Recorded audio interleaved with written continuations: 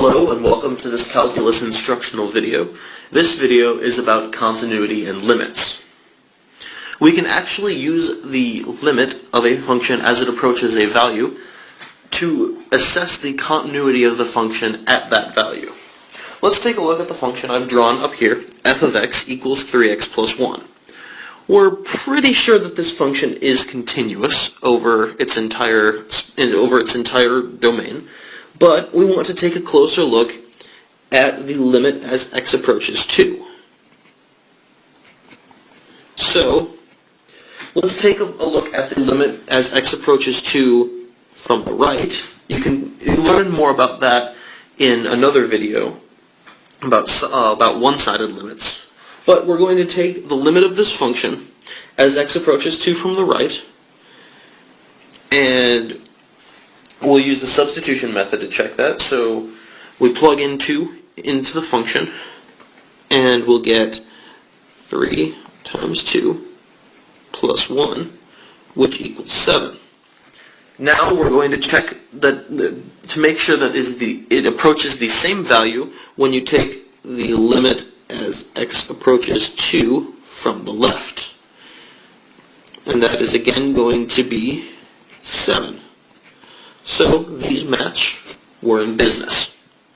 The final step to making sure that the function is continuous at x equals 2 is to plug in f of 2 to make sure that the actual value of the function matches the limit.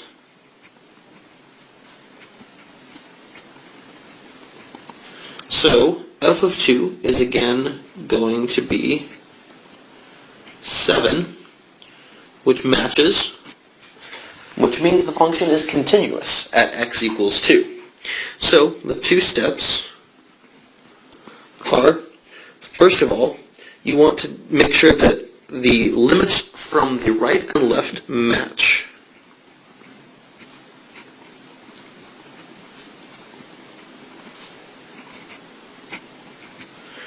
Next, you want to make sure that the limit from the right and left matches the value of the function.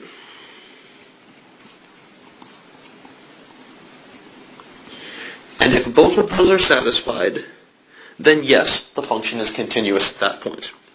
Now, let's take a look at the example problem here. We're going to check the continuity of f of x equals 4x squared plus x minus 7 at x equals negative 1. Now, since this equation is a parabola, we're fairly certain that it's continuous, but it doesn't hurt to check. So, we're going to take the limit as x approaches negative 1 from the right. We're going to take the limit as x approaches negative 1 from the left. And then we're going to take f of negative 1, and we're going to make sure that they all match. So, the limit as x approaches negative 1 from the right is going to be negative 4.